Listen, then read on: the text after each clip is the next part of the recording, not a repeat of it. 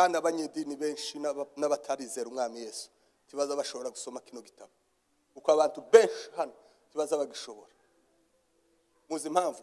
Tibarizera umwami Yesu. Sinzi uko mvuze. None aba bantu bose baba mu ikanisa bataza basoma Bibiliya, ugiye kubita ko ari bakira abanyabyaha? Aho ni gutuma Kristo yonanirwa gusoma igitabo kimwerekeza mu gakiza.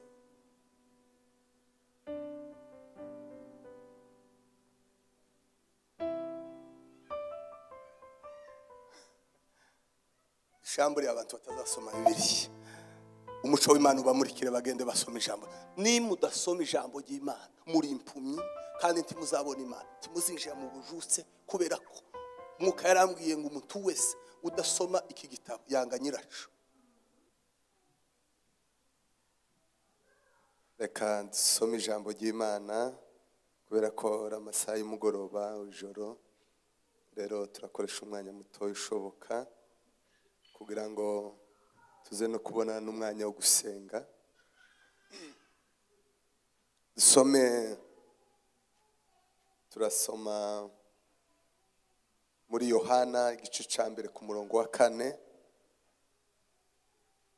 Yohana igice cya mbere ku murongo wa 4, twongere dusoma Abaefeso ibice 5 ku murongo wa 9. Aho niho turi busome. Yohana igice cya mbere ku murongo wa 4. Muri we harimo ubugingo, kandi ubwo bugingo bwari umuco w'abantu. Amen. Gatwongere dusubiremo. Muri we harimo ubugingo, kandi ubwo bugingo bwari umuco w'abantu. Amen. Abaefeso ibice 5 ku murongo wa 9.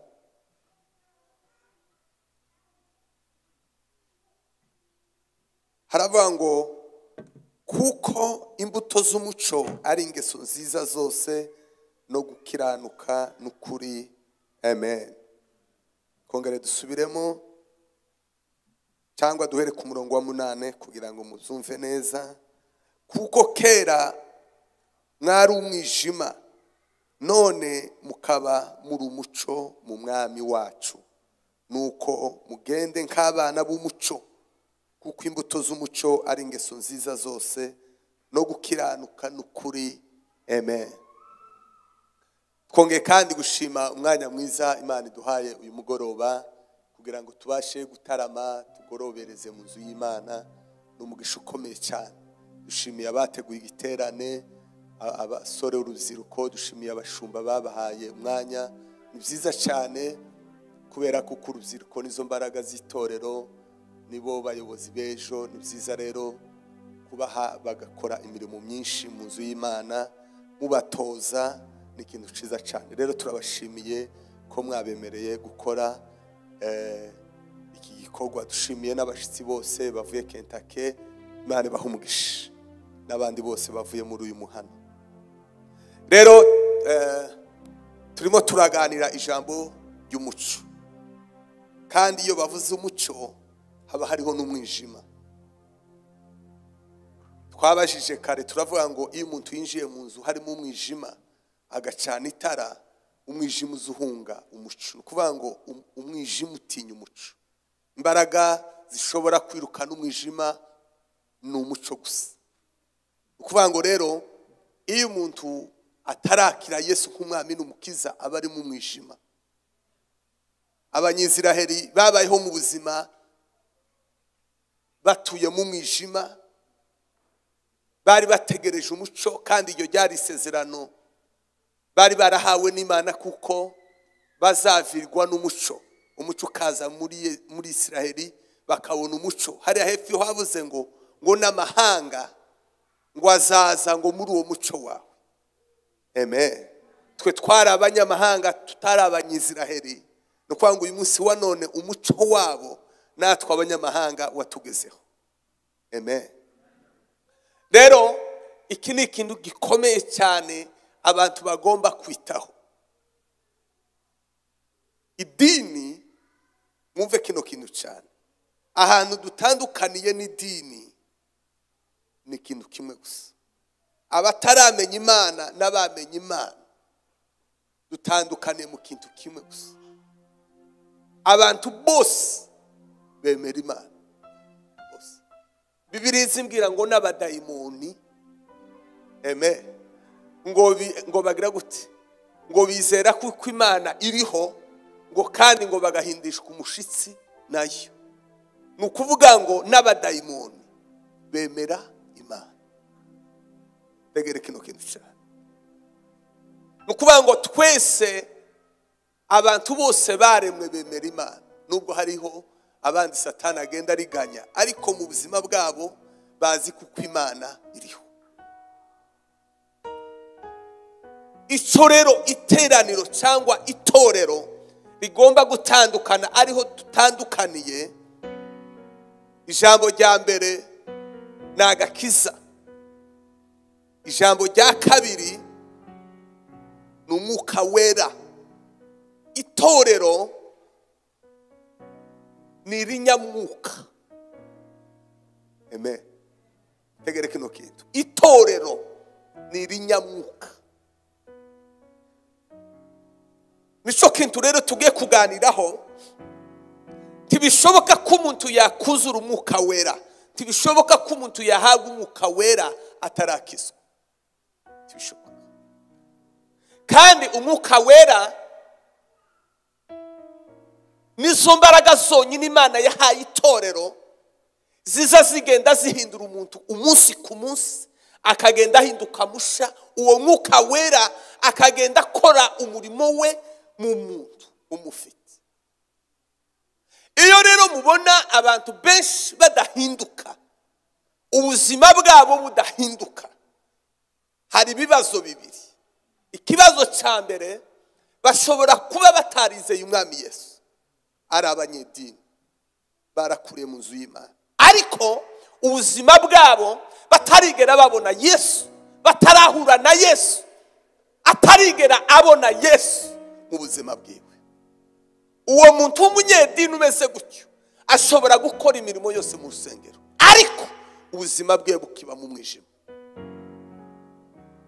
Icyo ni igice kinini tugira mu nzu y'Imana. Benshi bakora imirimo yose mu nzu y'Imana, ariko bataramurikirwa n'umuco w'umwami Yesu. Kubera ko mwatoye topic nziza, iyo bivuze kuri Yesu, nza namanezerwa ngitangiye kuvuga izina rya Yesu. Haleluya! Kuko n'izina ry'umwami waje. Iyo ntangiye kuvuga umwami waje, nza numva izina imbaraga zikomeye cyane. Tubanze tumuririmbe gatoya. Mwami Yesu warakoze, wampaye amahoro yo mu mutima, unindira muri simbi. Mwami Yesu warakoze, Mwami Yesu warakoze, wampaye amahoro yo mu mutima, unindira muri simbi. Mwami Yesu warakoze. Mwami Yesu, wampaye amahoro yo mu mutima, unindira muri simbi. Mwami Yesu warakoze. Umuntu utarabona Yesu ntabwo ashobora kuzura umwuka wera. Kandi itorero nabuzuye umwuka wera. Bibiliya izimbwira ngo nimba umwuka wiyazuye Yesu atuye muri mwe. Reka mbabwire amakuru, tarame gato mbabwire amakuru, batandukanirize idini, kuko abantu benshi n'abanyedini s'abanyamwuka. Kuko iteka abanyamwuka umwuka agenda bahindura basha umunsi ku munsi, bazabagenda bahinduka bagenda bahindura basa. Kandi biravuze ngo nubwo ngo twebwe b'inyuma bosaza ngo ariko njeweho w'imbere ngo mpora ndi busa. Nubwo abasaza basokuru bakomeza gusaza mu mubiri ariko mu mwuka abanyamwuka tibaza abasaza. Nta munyamwuka unanirwa gusenga ngo arashashe. Muri we azaba musa. Tubanze duterera nkazirindwi none nitonde gatoya kuko kindumva nanezerewe. Haleluya. Twikirize haleluya kuko zifite we urera imfuzi n'abafakazi uruwa gushimwa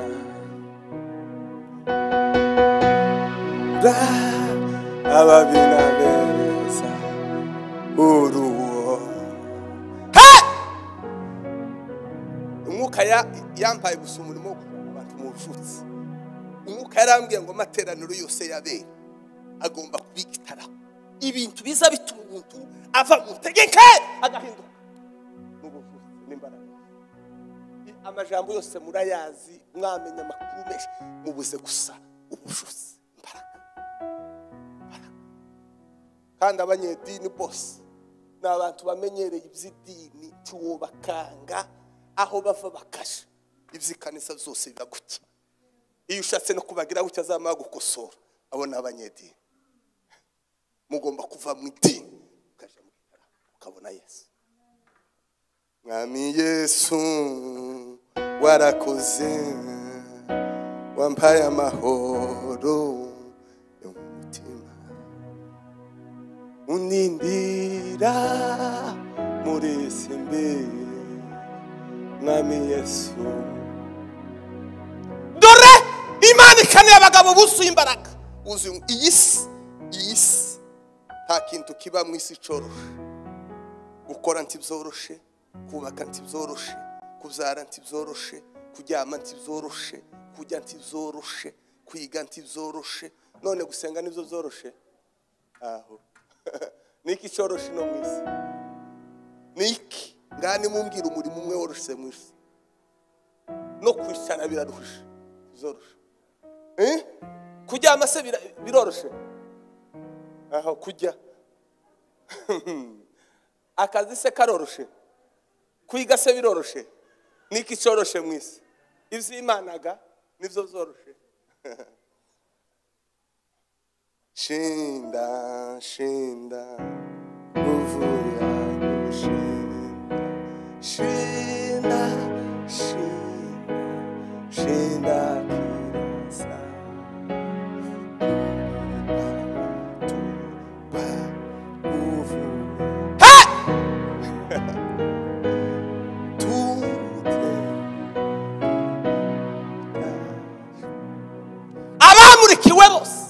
Abamurikiwe n'umuco w'Umwami Yesu bose aho bari bakaza, yaba umusaza yaba umuduriye uwize utarize uwa ufite ubushobozi n'umukene, uwamurikiwe wese ufite Yesu arakaza.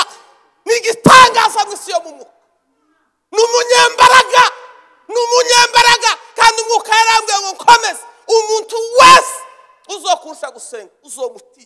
Umuntu wirwana n'Imana yaremye ijuru n'isi, umuntu uri imbere y'Imana agasenga uzomugendere kure, tukamuvuge tukamusuzugura kuko ahorana n'Imana.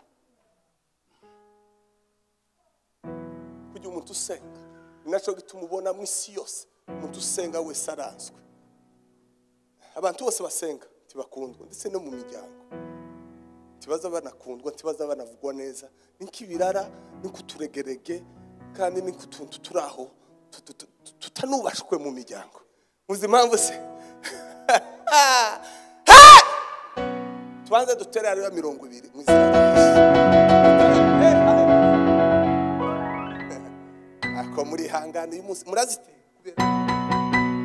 kuko umwuka yarambwiye ngo gutera nki zotere nyinshi kuko zose no guzitera. Ako nizo kunezeza Imana yaje. Haleluya! Haleluya!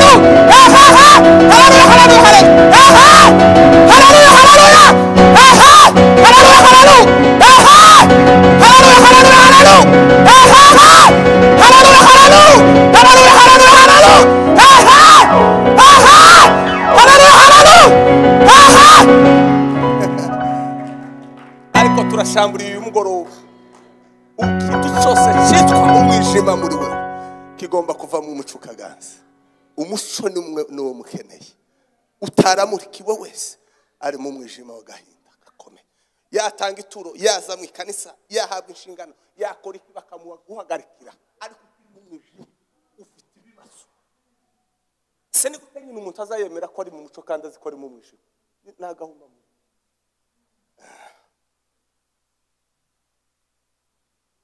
Zanani imbaraga zawe muje uduhembure, turakurindiriye amasaha aheze.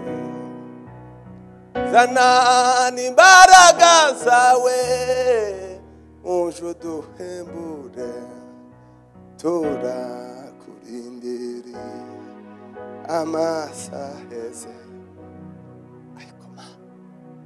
Ureke mbabwire, uzi kwicara ukaba umugabo, ukaba umugore, ukaba umuhungu muto. Jewe natangiye gusenga afite imyaka 17 gutya n'umunsi numvishije umuco w'Imana umurikiye.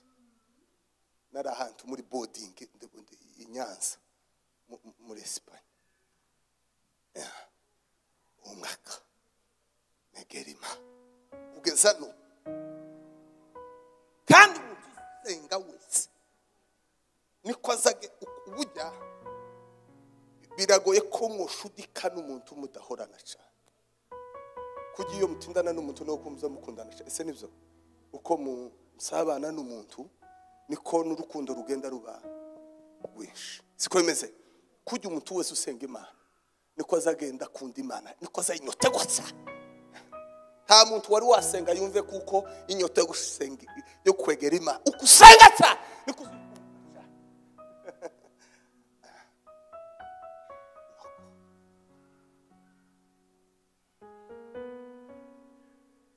ngo muri we Yesu ngo nimo hari mu bugingo, ngo kandi ubwo bugingo ngo wari umuco w'abantu. Muzamugira ngo ubugingo niki? Muzamugira ngo ubugingo niki? Muzamugira ngo ubugingo niki tuzoza gutora mu ijuru? Hoya ayo ni amakuru y'ikinyoma. Ubugingo bwari muri Yesu, kandi ubwo bugingo wari umuco w'abantu. Abafite Yesu bose baba mu bugingo, bafite ubugingo, kandi ubwo bugingo ni umuntu wese utaba mu muco w'Imana nta bugingo abamo. Ariko umuntu wese ufite Yesu afite ibintu bibiri, afite ubugingo kandi ubwo bugingo ni umuco.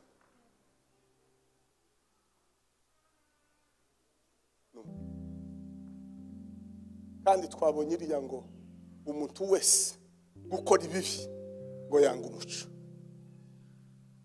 Iyo bavuga umuco saya matara ni Yesu.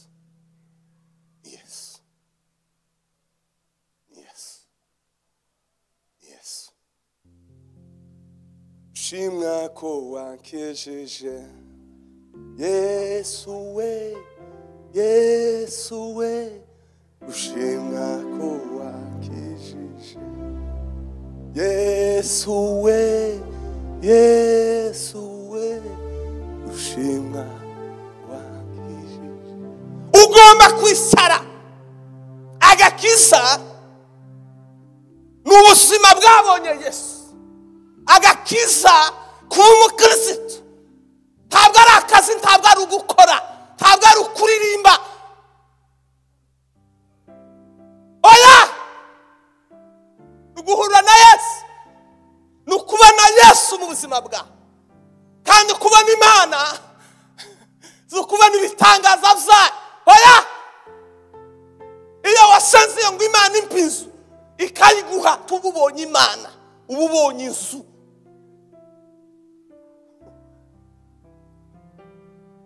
abanyisiraheli barasenze babona inyanja icikamo, ntibabonye Imana, babonye inyanja icikamo kuko bageze hakurya baramya ibigirwamana. Ntibabonye Imana, babonye inyanja icikamo. Bageze mu butayu babura amazi yo kunywa, Musa akubita ibuye, inkoni ku ibuye amazi araza. Ntabwo babonye Imana, babonye amazi bari bakeneye mu butayu. Bagira inzara, Imana imanura manu. Ntabwo babonye Imana, babonye manu. Babonye Imana, ibyo Imana yagukoreye. Iyo aza kuba ari Imana wabonye, tubumeze gutyo. Wabonye ibyo wari ushaka, ntiyari Imana. Kuza muri Amerika si Imana wabonye. Wabonye Imana ikuzana muri Amerika. Wabonye Amerika. Tukaza ngo nabonye Imana. Iyo si Imana wabonye icyo wayisabye. Ndafashwe. Tugiye gusobanura ayo majambo. Tubanze dutere haleluya. Twanze ngo turazitera kandi muzitere. Haleluya, haleluya. Hey! Haleluya, haleluya. Hey!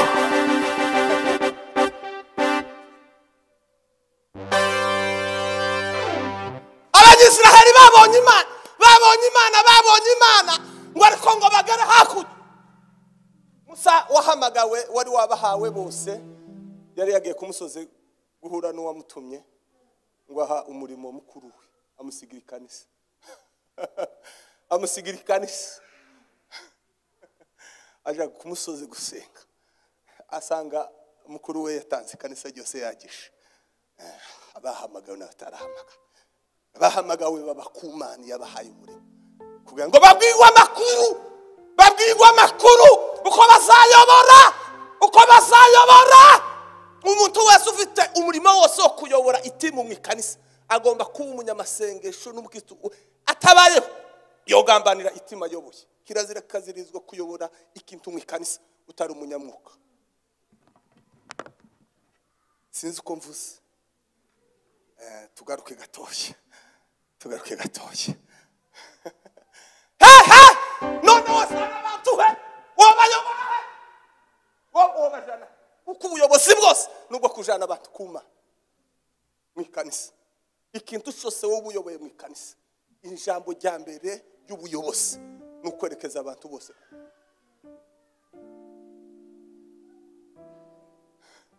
Kubera ko musari wawe wari warahawe umurimo, kubera ko ari wowe warahamagawe, kubera ko ari wowe waratoranyijwe, kubera ko ari Imana yari yatoranyije. Abasigaye Aroni umukuru aragenda.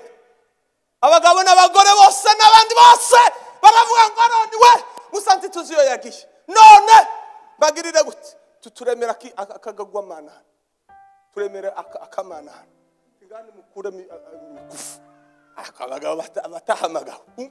Yamayoro. Ngo nimukure mibikufu. N'amashenete. Hanyuma mbakorera akamana. Abagore abakobwa bamakuru amashenete. N'amarebe. Bintu zose. Aroni nawe aragenda aracura akamasa kangana gutya akabatereka imbere. Babonye inyanja icikamo, babonye manu, babonye amazi ava mu rutare. Ariko kubera ko batari bafite Imana muri bo, kubera ko batari bafite Imana muri bo, tizatumye baranye nizatuma ubunyina abantu babona ibitangaza by'Imana. Ariko kubera ko batabonye Imana bagasambana, abandi bakaroga, abandi bakagwana, abandi bagatukana, abandi bagakora ibiteye ubwo. Bakaba ngo nabonye Imana, ngo umuzi igitangaza Imana yakoreye, ngo nayibonye. Wabonye iki? Ngo twaguze Imana ishimwe. Tugakoma amashi ngo yabonye Imana. Ntiyabonye Imana, yabonye Yesu. Kubana Imana ni gute? Zakayo yuri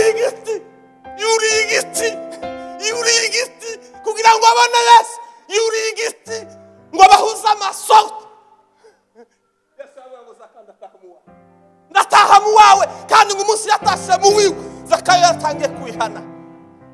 Erega iyo Yesu yatashe mu buzima bwawe kwihana ni ikintu gito kuri abantu batihana nuko bataramurikirwa n'umuco w'Umwami Yesu. Kubona Imana no kubona ubuzima bwawe buhinduka umunsi ku munsi. Kubona Imana no kubona imico yawe mibi igenda ihinduka. Kubona Imana, guhura na Yesu no kubona hari ingeso zimwe zirimo ziragenda zikuvaho. Kubona Yesu no kubona wawe ugenda uhinduka. Yesu agukura.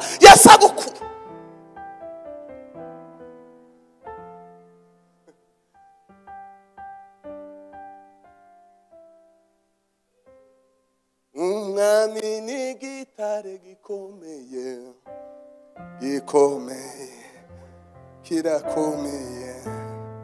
Umwami ni gikomeye yambere.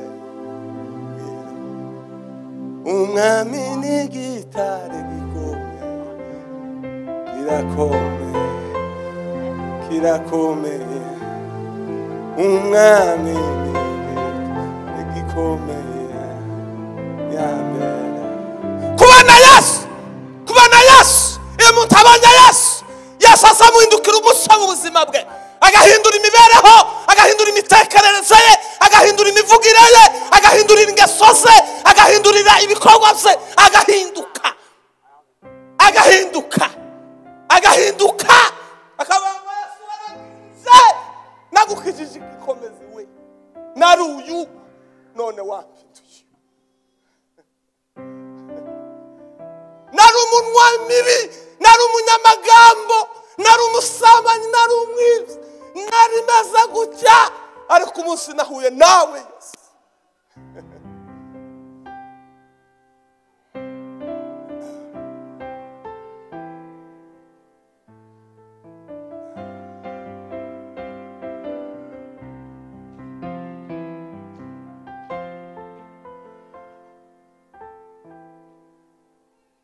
Amen, amen.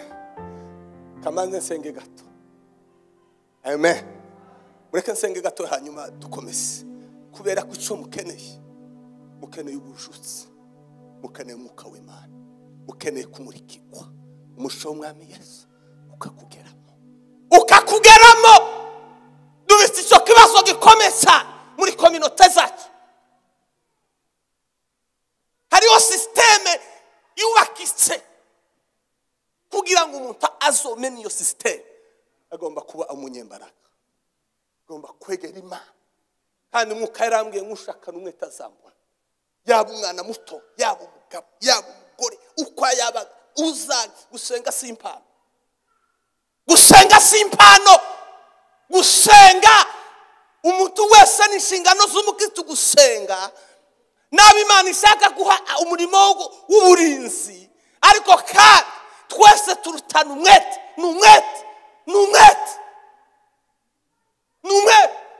Kandi ngushaka none ni gute wawe ubona nudashakana nudasenga n'umwete uzubona ngo uzobona Imana gute? Ku bindi byose mwabishize mu mwete, kubera ko ibintu byose mwabigize mu mwete, kubera ko iby'Imana mutabishira mu mwete, nuko mutarabyizera, nuko mudakunda Imana. Muri abanyedini mukunda Imana. Navuze ngo gusenga ni ukuvuga umuntu akirirwa avuga ariko akananirwa kuvuga iminota 5 asenga.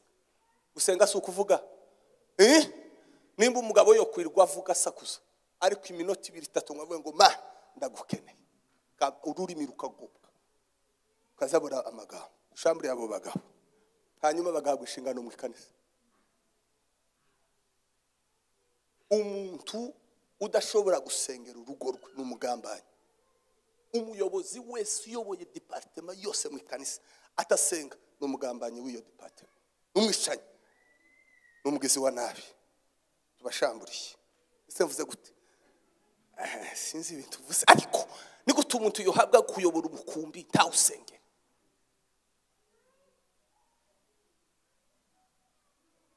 Iby'Imana byose ni ibinyamu.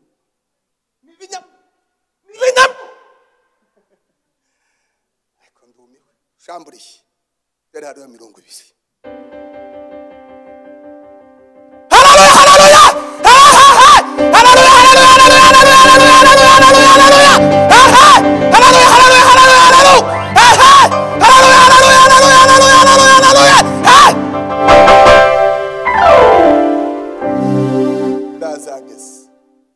muri hangana isararo ryapfumutse kandi n'imbaraga zikomeye z'Imana.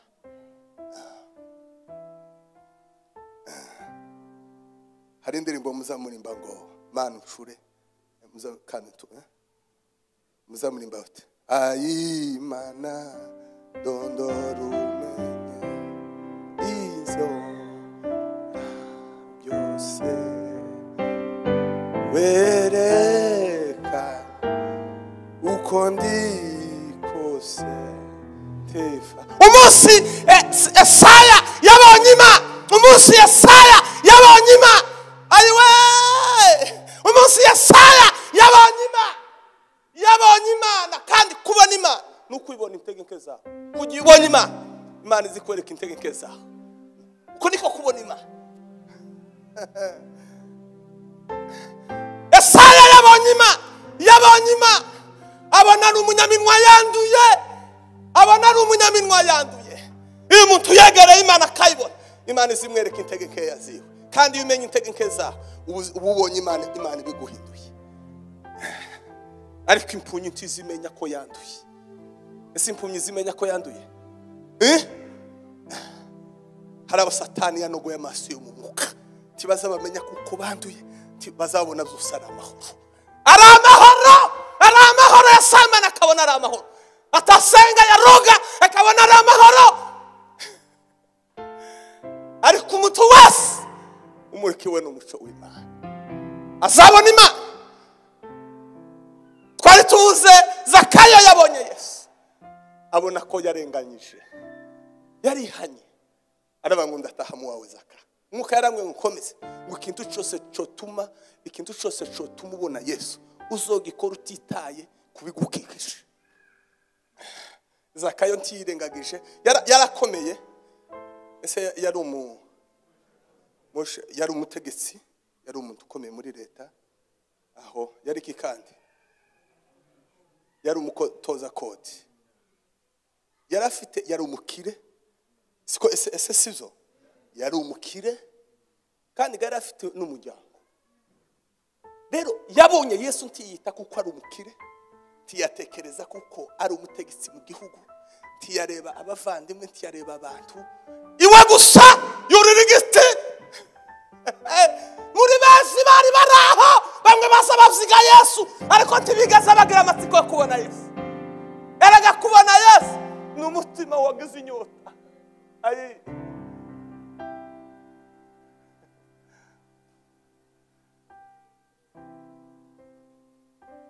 buri munsi aduha kunesha byose. Buri munsi aduha kunesha byose. Buri munsi happy prayers. Baragasimana ma abantu nibamurikirwe mu izina rya Yesu. Abagabo nibamurikirwe, abagore, abasore, abahungu n'abakobwa nibamurikire, babone Yesu. Haleluya.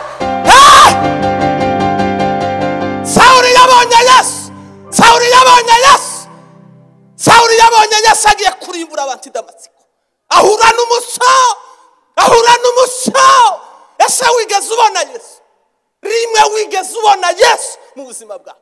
Cyangwa n'amakuru wumvishije y'abandi bantu bavuga? Nta muntu n'umwe uzokubonera Yesu. Buri muntu wese ugomba kubona Yesu. Kicara ukavuga ngo narakijijwe, nabonye Yesu. Ngo kera mwari mu mwijima, ngo none ngo mwahindutse umuco, ngo kandi ngo imbuto z'umuco ngo ni ingeso nziza zose, ngo no gukiranuka n'ukuri. Izo nizo mbuto z'abantu baba mu mwuka.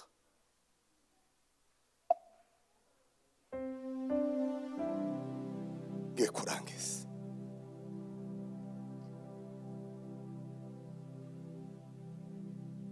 Dore itorero, hakenewe itorero ry'umwuka. Dukeneye abagabo buzuye Yesu, abagore buzuye Yesu, abahungu n'abakobwa, abaririmbyi buzuye Yesu.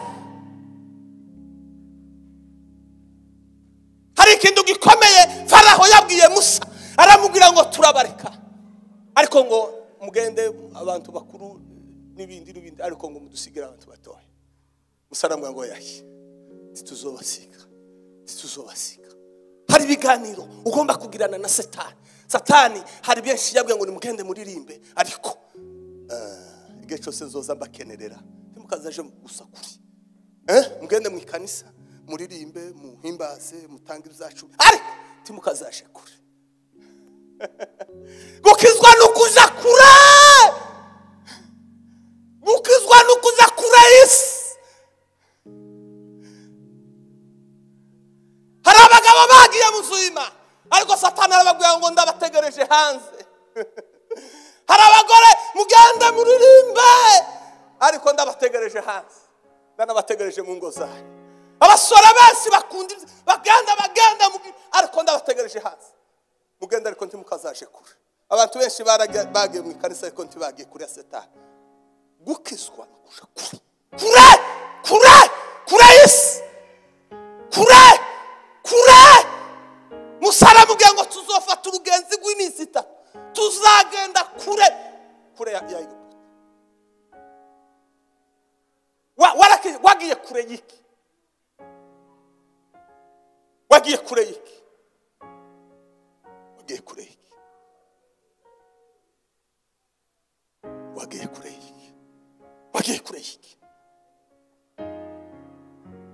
Uwo bwari ubugingo, uwo Yesu yari ubugingo, yari umuco w'abantu. Uwo muco waje mu isi, uwo muco waje mu mwijima ariko ntibawumenya. Nukugeza n'uyu kandi cyane muri mwebwe kominote yaje kujuje abanyedini benshi ariko batigeze buzura umwuka wera. Kandi ikimenyetso n'ikimenyimenyi ubuzima babayeho mu ikanisa butandukanye n'imibereho yabo hanze barasa n'abapagani bagera mu nzu y'Imana bakayimbaza Imana ariko hanze imibereho yabo isa n'iy'abapagani.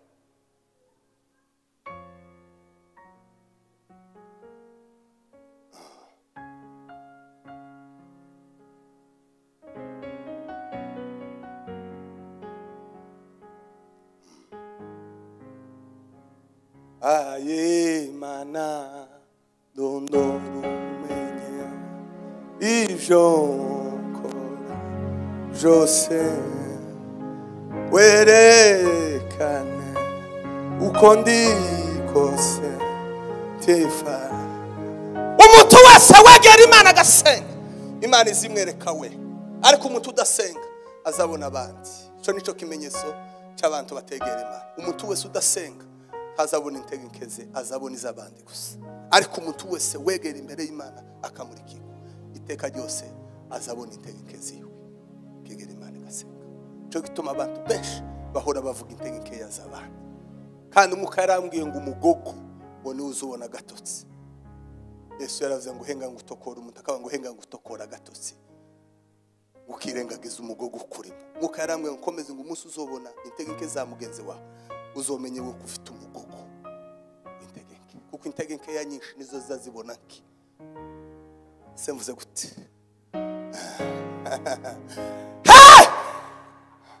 Dutarabe mu izina rya Yesu. Erega umuntu imbere y'Imana azabona abantu kubera urukundo rwinshi. Taza birabanga urukundo ngo ntirutekereze ikibikuba, ntirutekereze ikibikuba. Iyo umuntu yuzuye Imana, iyo umuntu yuzuye urukundo tazabona ibibi baba. Tazabatekereza ngo utekereze umugabo, utekereze umugore, wa umukobwa cyangwa umuhungu, wa mumutekereza ko ari kira. Oya urukundo ntirumera gute, ntirutekerereza ikibikuba. Umuntu wese wamurikiwe uba mu bushake bw'Imana. Imana izigenda imwereka icyerekezo cy'ubuzima, igenda imuhindura umunsi ku munsi, bagakorana n'Imana, bagatindana n'Imana. Imana ikamuha umutwaro wo gukomeza abagenzi bawe. Ariko umuntu wese wakishijwe ntazagaya batarakizwa. Kandi ikimenyetso cy'abanyedini n'abantu bagaya abaye bakizwa. Ikimenyetso cy'abanyedini n'abantu babwira abantu abapagani. Yesu bigeze kumubwira ngo azasangira n'abapagani. Yesu ngo azasangira n'abapagani. Abanyedini nibo bazabacira abandi imanza ko ari abapagani. kandi nizo bibabamo. Mugafata umuntu mukamureka umutari umupagani. Oya, Yesu yatuziye twese turi abanyantegeke. Yesu yazi abanyabyaha. Yesu yazi kandi umuntu wese wakijijwe tiyocira utarakizwaho urubanza, ahubwo Imana izi mu mutwe akwa ngo azakiza, izamuhindura abantu. Ariko imenyetso c'abanyedini bicara bavuga integeke yaz'abantu.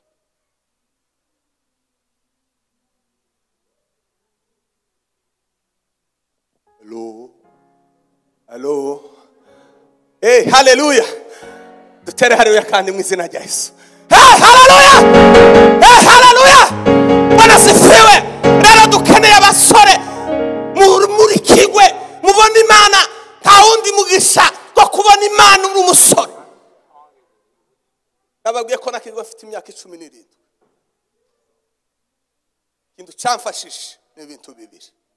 Niki gitabo.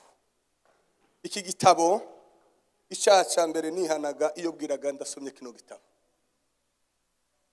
Kandi abanyedini benshi n'abatarizera umwami Yesu tibaza bashobora gusoma kino gitabo. Uko abantu benshi hano tibaza bagishobora. Muzi impamvu tibarizera umwami Yesu. Sinzi uko mvuze. None aba bantu bose baba mu ikanisa bataza basoma Bibiliya. Ugiye kubita ko ari bakira abanyabyaha. Aho ni gutuma Kristo yonanirwa gusoma igitabo kimwerekeza mu gakiza.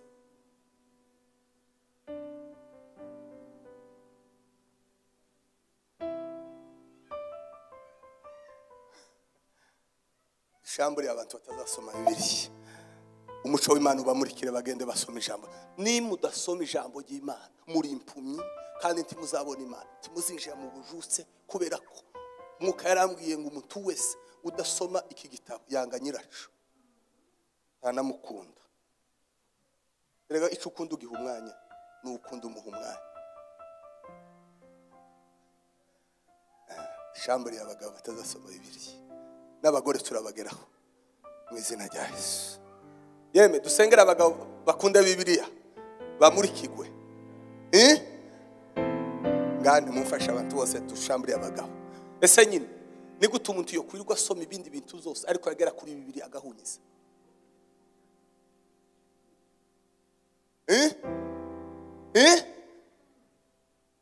Ugasoma WhatsApp ibitotsi bigashira byose. Ugasoma ukareba televiziyo ibitotsi byose bigashira.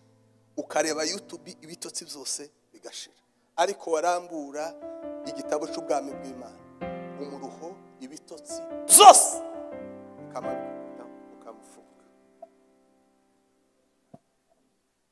Ntacyo tubasigira tugiye kubashambura ibonye kuko mukeneye imbaraga z'umwuka w'Imana zibahesha gusoma kino kintu. Iki si igitabo, ubu ni ubugingo. Iki si igitabo, ubu ni ubugingo. Iki si igitabo kabira bitabo bindi muza mwiga ku masomo. Iki ubu ni ubugingo. Mutarayishurirwa ko kino uba ari ubugingo atari igitabo. Mukagifata nk'igitabo nk'ibindi. Muracyari kure cyane. Mubifashe nk'inyuguti. Ariko abamaze kugifata nk'ubugingo. Imana iba mu ijambo ryayo. Ubuhanuzi buba mu ijambo ryayo. Agakiza kaba Yesu mwaramubonye aba mu ijambo ry'Imana.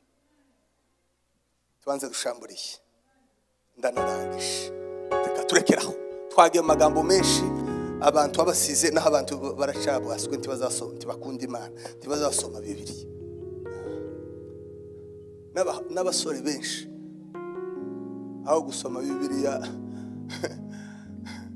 ahubwo yoja muri nane uwo muha hari abantu batagira ibitotsi ku bindi bintu ariko bagera ku ijambo ry'Imana bakagira ibitotsi. Muzi impamvu se?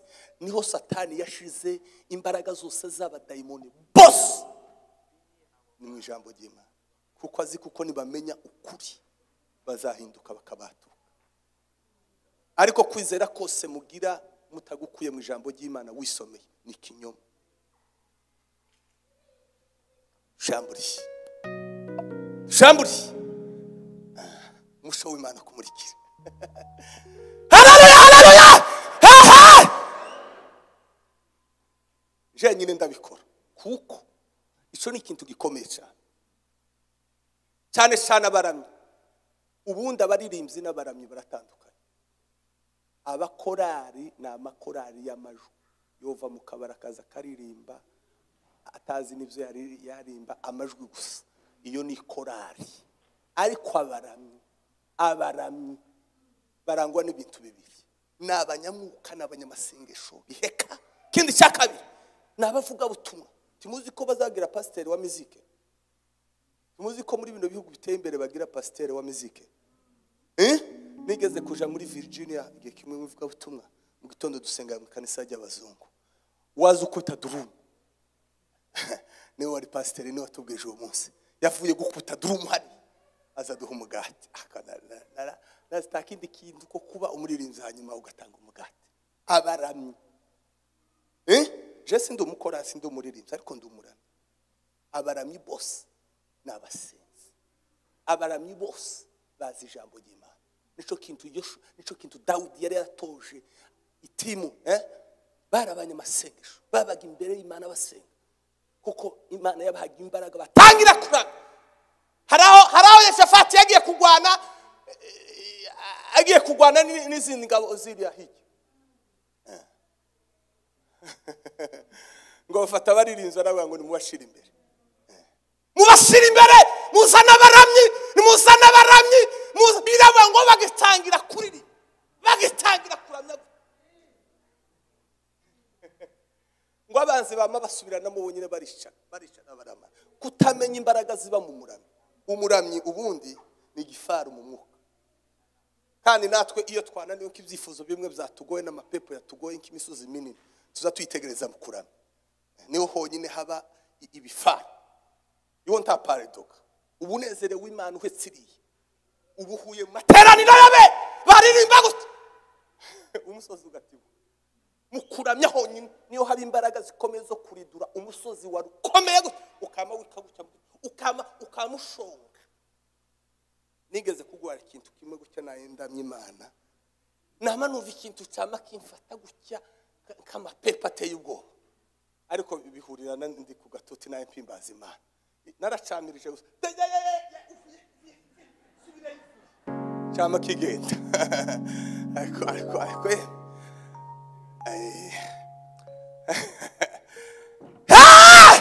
barasafewa. Hari bizivuza tuzaduseka ngo abakobwa b'i Yerusalemu ngo bakuzungurije umutwe. Hari igihe kimwe usunezerwa kamuzunguriza umutwe kigwama kama kijya. Abakobwa b'i Yerusalemu bakuzungurije umutwe. Mureke mbabwire imbaraga z'abakristo tizigaragara ziba mu bintu bikomeye. Rero narimvuze urubyiruko rubacana mu mitima y'abaramyi n'abakorari. Niho cyane mwiganje mu makanisa, kuko ndandi mirimo mukora mu kanisa babahaye korari. Rero mugomba kwibyaza umusaruro, mukaba bataramye, mukegera Imana cyane, kugira ngo nimuhagarara hano, nimutangira kurama, nimutangira kuriri, Imana ikora ibitangaza mu bantu. Hanyuma umugisha ubagaruka. Umugisha uvahe? Mureke mbabwire umugisha uva muco wabivye kazamuka kagera ku Mana, cyagera ku Mana Imana ikakuzanira umugisha. Umugisha uva muco wabivye kazamuka ku Mana, cyagera ku Mana kikakuremera umugisha. Niko umugisha uzuva. Ariko ikintu cyose kigera ku Mana k'umugisha ni ikintu wakoreye mu mwuka. Kandi gukorera Imana biraguse cyane. Ndarangije urishe byishimo ufite sinomara. Ariko nimuhaguruke dusenge. Muhaguruke dusenge. Abaramye kandi nimwongere mutambuke turamye gatoye. Tugiye gusengana nk'itorero. Abasore mwateguye igiterane, mukeneye izindi mbaraga, mukeneye kumurikirwa. Nta wundi mugisha ko kuba umukobwa wuzuye Yesu. Nta wundi mugisha ko kuba umusore wuzuye umugisha. Kandi itangazo niri, hari ibintu bibiri bishobora kukugeza ushaka no kukwishazanya nabo ushaka. Narimo ndasenga Imana imbwira ibintu bibiri. Tegere. Ni ibintu bibiri komeze. Nukenera kwicarana nabo ushaka, nukenera kugera aho ushaka, nukenera gutura aho ushaka. Ni ibintu bibiri. Ikintu cya mbere kiza kigeze umuntu ahashaka ifaranga gutya iyo ukize wo kwamubonana na Biden wacu hano ejo mu gitondo yo kwamaguha wo kwamusaba appointment siko bayose ifaranga zo gutuza ushaka ifaranga zo kushazanya n'ushaka umukarangwa ngo ijambo rya mbere ifaranga. Inzira ya kabiri ukomeza no gusenga no kushaka muza kura kucavu kishazanya n'ibikomango none umukarangwa rero tinzira y'ifaranga nubwo ukora ugakora ugahwera tiwobona ifaranga zo kwishazanya nabushaka. Mwumvise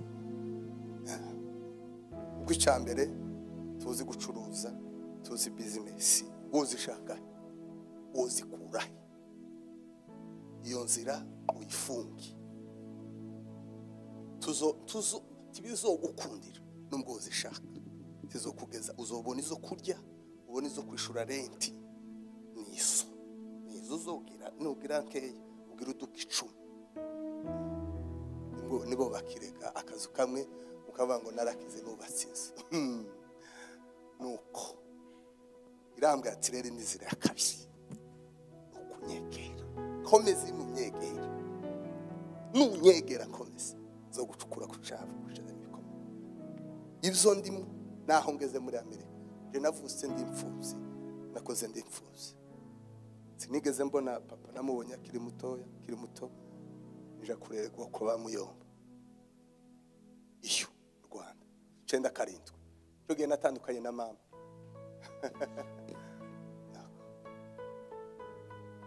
nuko iri bahati Imana irambonekera ndatowe kandi buriya hari abagirirwa amahirwe make bakavuka mu miryango idakise babakene kandi nta muntu ugira uruhare rwo kuvuka rwo kugira nta muntu ugira uruhare rwo hazavukira sivyo nta muntu uzigira uruhare rw'abavyeyi bi nta muntu uzubigira mu ruhare uzuvuka ugasanga iwanyu ni mu binembwe abandi bari muri Amerika jewe navuse mwacu tuzatwota tubana n'inyana mu kirambi kicara gutya ku muzi w'iziko inka ikabaha sinabihisemo sivyo umva ngo tizari bibi abandi bavutse bari hano isari depite Biden abandi barabonye amashanyarazi undi imuhira zafa ruguru ari umusaza atarabona ikindi nta uzugira amahitamo yahazavukira nta uzugira amahitamo y'umuvyeyi we. Ivyo rero ugomba kubanza ukanyugwa n'ubwoko bwawe ukanyugwa n'umwanya. Hari abana benshi gabatanyugwa n'umwabo bakaza bifuza kuba mwabandi bategereye ugakenera kwambara kimwe n'aba bandi.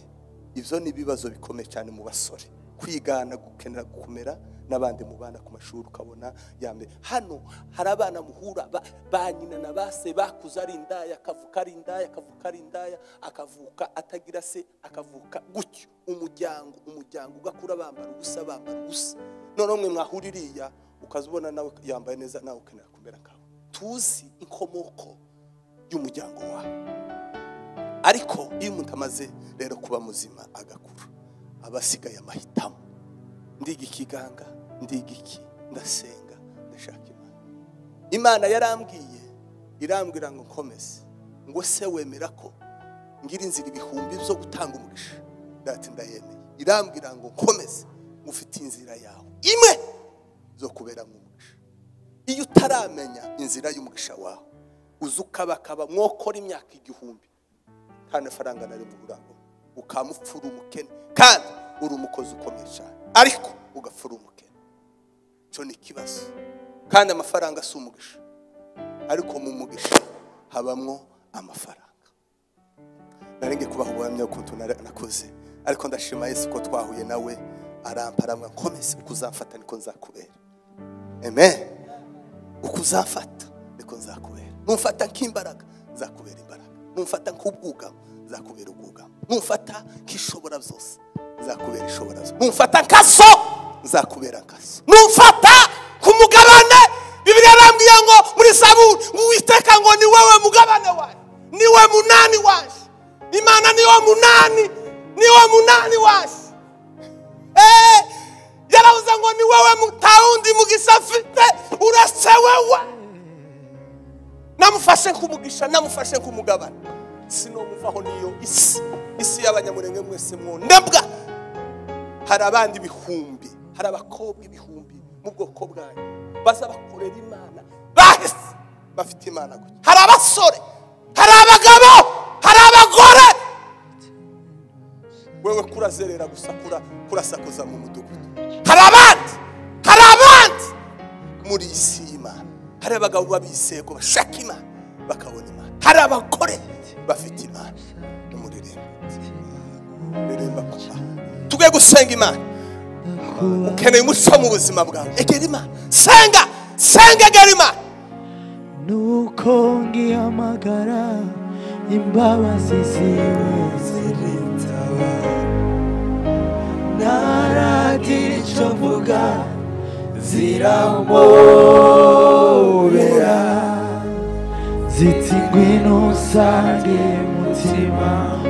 Haleluya! Ukeneye kumurikirwa n'umwami Yesu. N'abagabo mwe mukeneye Yesu abahumure, abamama n'abasore mwe mwabakobwa mukeneye Yesu, mukeneye Yesu abahindura kubabariye.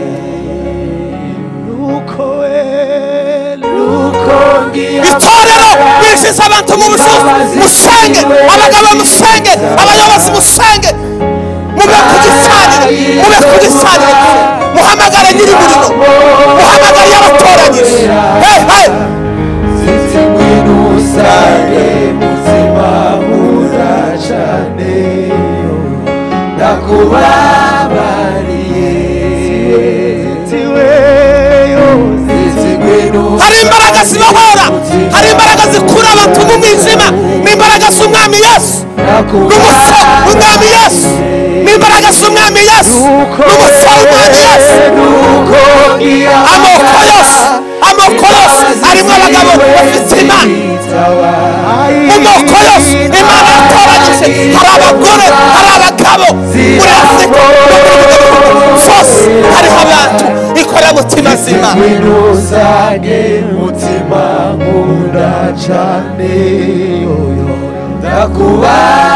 Tugiye gusenga kandi ngiye gusaba ikintu kimwe. Umuntu wese ava ahari agenda atera intambwe kazinga. Dusenga Imana, ubwira Imana, dusenge timuceceke, musenge. Ino nabonye gusenga kwabo ni ugusetse. Oya, muza musenga muvuga mwatura. Namwe barenze gusenga, unyine tuge gusenga. Umve hari ikintu gikenewe mu buzima bwawe kugira ngo umurikirwe, kugira ngo umuco, kugira ngo ubitabaza. Mana data, Mana imbaraga zacu ziringire, reka twese dusenge. Haleluya! Mana data, Mana imbaraga n'ubushobozi. Uyu mugoroba mwiza dukeneye data abagabo bamurikiwe, dukeneye abagore bamurikiwe, dukeneye abasore, abahungu n'abakobwa bamurikiwe mu izina rya Yesu. Haleluya! Imbaraga zawe umucyuse, imbaraga zawe abagabo nibusure, imbaraga zawe. Haleluya! Reka twese twongere dusenge. Abaririmbyi muceceke dusenge twese. Mwami Imana data, mu mbaraga zawe, mu gukomera kwawe Mana, uyu mugoroba mwiza turi hano data, nusu yawe turi hano data, turagutaramiye abakuru n'abatoya, turagukeneye. Dukeneye umuco wawe, dukeneye umuco wawe numurikire ubugingo bwacu. Yesu wacu uri ubugingo, kandi uwo bugingo wari umuco w'abari mu isi. Haleluya! Mwizina rya Yesu, mwizina rya Yesu, mwizina rya Yesu, mwizina rya Yesu, mwizina rya Yesu. Turifuza ubugomezi zawe ziva kuri wowe, turifuza Mana guhinduka, turifuza guhumeka maramuka. Mwizina rya Yesu, imbaraga zawe Mana, reka abamama bamurikirwe muri kino giterane, abakobwa bamurikirwe barabagirane, bizere umuco, bizera umuco bakiri kumwe n'umuco. Niko Yesu wabwiye abantu, urababwira ngo nibizera umuco bakiri kumwe n'umuco. Reka abantu bakwizere, abantu bizera umuco, abantu bizere Yesu. Ubugingo buhinduke mwami Imana data, ubugingo bukomeye mwami Imana data. Ni wowe data agakiza ka Isiraheli. Uyu mugoroba mwiza, uyu mugoroba udasanzwe, umugoroba w'ibyiringiro, umugoroba data subiza abana niwemo imbaraga, abacogoye basubizemo imbaraga, abagabo badashoboye basubizwemo imbaraga. Nibuzure umwuka wera, abagore nibuzure umwuka wera, abasore nibuzure umwuka wera.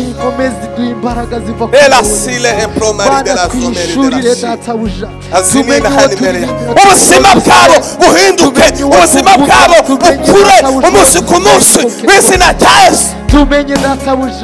Bakubone mu ngo zabo, bakubone mu buzima bwabo, bakubone umunsi ku munsi w'izina rya Yesu.